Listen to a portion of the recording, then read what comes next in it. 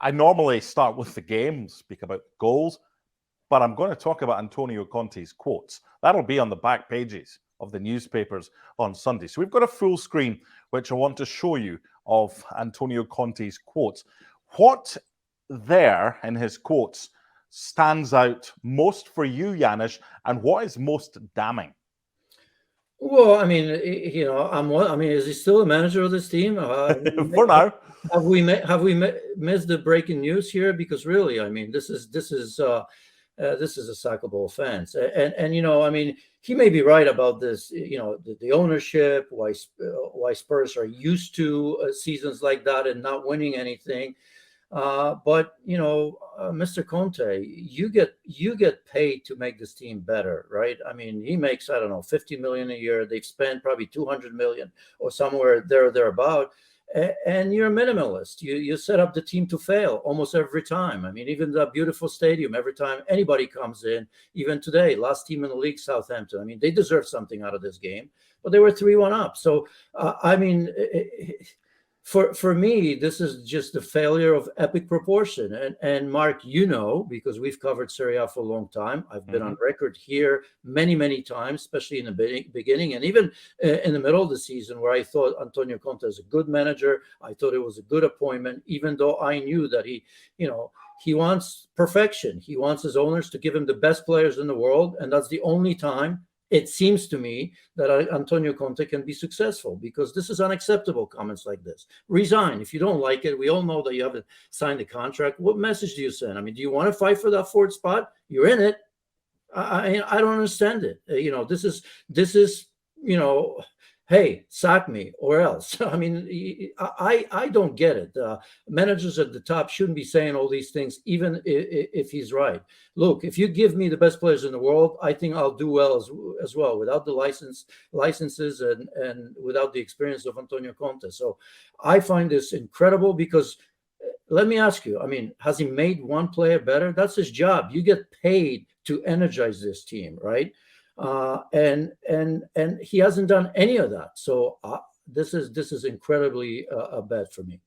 That's a big statement you made in that long analysis of the situation, that it is a sackable offence. I've been on social media now. If social media opinions, if the world was, but a lot of Spurs fans are agreeing it with Antonio Conte and with these comments. This is bigger than Antonio Conte, according to a lot of Spurs fans. This is chairman. This is Daniel Levy. This is Enoch. This is the ownership of the football club. It's a club that's too soft. It's someone that's a penny pincher at the top. But you could argue, well, he's put a lot of money into the football club. And you see the comments from Antonio Conte today. What's Harry Kane thinking after that? He got his goal. It was a super goal. We'll get to the game in just a second. But this is the big story today, the comments afterwards. What is Harry Kane thinking when he sees the comments from his manager? Is he thinking, I don't want to be here because of those comments? Or is he thinking, I don't want him to be here? What do you think Harry Kane's thinking when he heard that? Probably both. And, I mean, I didn't read the social media because we had to watch the Chelsea game as well. And probably for the best that I didn't read it. Everybody, you mentioned the fans, and I understand fans. They want to be winning because it's been such a long time since they've done that. But, everybody's great with spending other people's money, right? And that's not always the answer. I mean, look at Chelsea right now. Who knows how long that's going to take, by the way. They spent 600 billion. I mean, there's no guarantee that if they did that at Spurs, that Antonio Conte could get it done. We don't know that for a fact. They spent a lot of money. They've built a great stadium, which we know it's not easy. I mean, we've seen that with Arsenal when they moved stadiums. For a while there, they were pretty honest saying, look, I mean, that's a big expenditure. And for a while, we won't be able to maybe do what we do normally. And, and they've rebuilt somehow.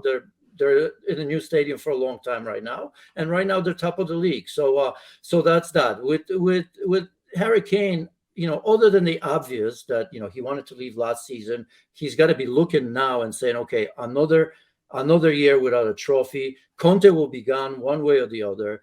I guess it'll depend who comes in. I don't know if Harry Kane puts a trust in the ownership and the new manager again, that somehow magically they're going to be winning trophies next season. But, if I'm them, the first, I would give him, I would really give him everything. I mean, he is the club. He and the supporters are the heart of the club right now, right? Give him whatever the money he wants. But what if he doesn't want to stay, Janusz, if they don't qualify for the Well, top four and get in well, Champions League? I mean, it's simple. I mean, they'll sell him. They have to. They try to keep him. Well, I mean, they kept him last season. They're going to sell him. I mean, that is simple.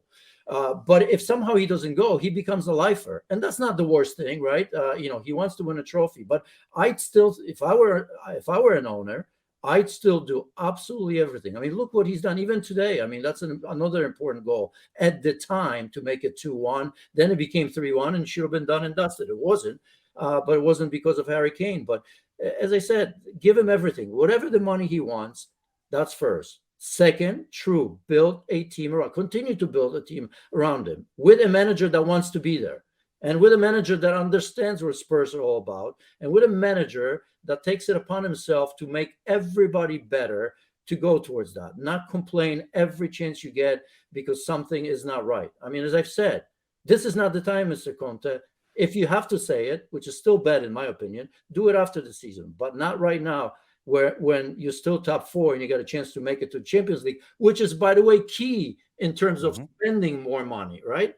So give him the money, build a team around him. I don't know, give him 2 suites at the brand new stadium, name a street after him, whatever it takes, right? Build that statue, whatever it takes to keep him, because I think you need to do that. He deserved to at least feel that he's wanted. I think he knows that, but maybe money sometimes and contracts and maybe some more promises will change that. But other than that, of course, I mean, if I were a betting man, he's got to go. I mean, he's going to go.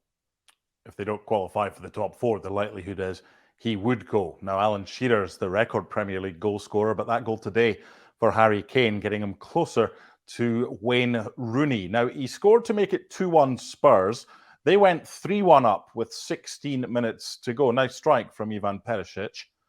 What are you thinking at that stage as far as the Spurs' performance was concerned? Took the lead, got pegged back, 2-1 up through Kane, and then 3-1 up through Perisic. So the 3-1 up with 16 minutes to go. What was their performance like up to that point? I thought it was just average. I mean, that's just the issue, and that's why I have so many different problems with Antonio Conte. Because I mean, if you look at Southampton, I mean, they're the last team in the league. They are a team that's very, very young, who for long periods of time were just as good, if not better, than that team, right? And it's 3-1. And look, I mean, the first half was kind of weird, right? Because they lost Richarlison and Ben Davies. But think about it. Saints lost their two starting center backs, and Bella Kotchap and Bednarik. So you have Maitland Salisu came in, and Maitland Niles as well, right? So I mean, you can understand that. If I'm Antonio, I go after him. At 3-1, I continue to go after. And what happens with the second goal? Again, back to the walls. You could see Spurs dropping 20, 30 yards. Even Papa Sarr, when he came in, I mean, he conceded a penalty.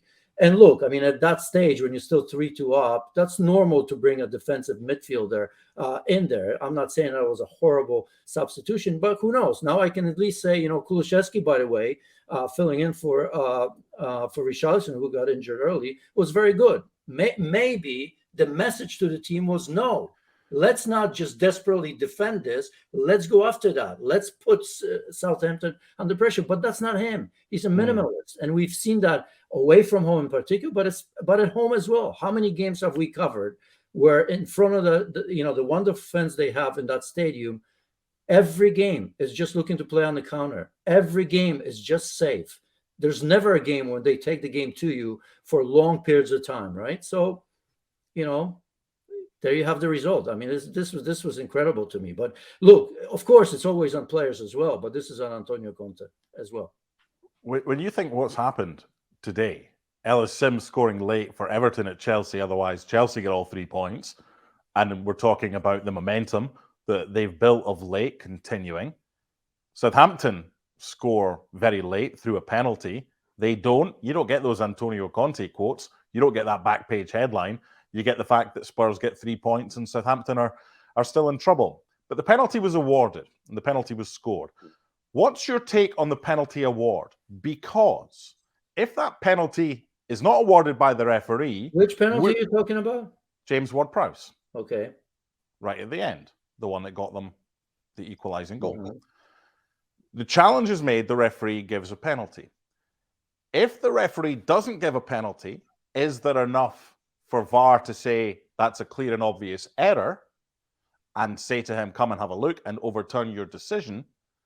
And also, is there enough for VAR to say to the referee, having given the penalty, that's a clear and obvious error, come and have a look, you might want to change your decision? Was it soft? Was it the correct decision right at the end to give the penalty to Southampton?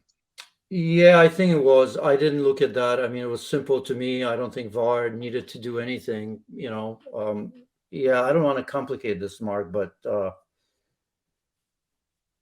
no, good decision. There's one angle that suggests the referee got it right because it seems like there was body-to-body contact. And that's fine. That's all there needs to be. If that's what the referee has seen, then that's not going to be overturned. Now, Fraser Forster saved the last penalty last week that he faced. James Ward-Prowse has missed his last two penalties. There's a lot of pressure on Ward-Prowse.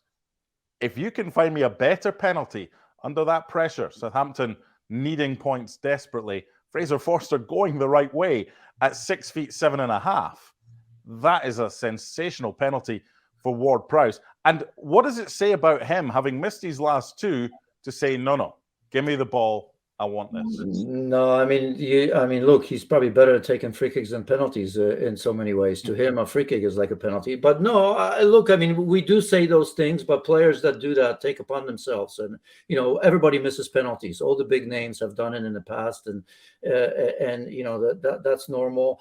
I just think that I think it would be, you know, unless the manager says so, which I don't think would have been the case. But I think if he didn't step up to this, everybody would be looking around, and I think there's advantage Fraser Forster, right? So I you know, I don't look into things like that. At least, you know, all the players that I've been around that took penalties and missed them, they're the first one to step up. They don't think that way. They just want to make it right. They want to get back on that streak where they continue to score.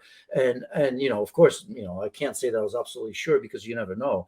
The level of goalkeeping these days, especially in penalties, is so much different than in the days that I've played. But I had zero issues with him stepping up to it. And quite frankly, I thought he was going to put it away. And I'll tell you, at the end, I think Saints deserved a point. It didn't look it that way. At 3-1 should have been an easy out for Spurs. But if you watch the game closely, this was a good performance from Southampton. Thanks so much for watching ESPN on YouTube. And for more sports highlights and analysis, be sure to download the ESPN app. And for premium content and live streaming, subscribe to ESPN Plus.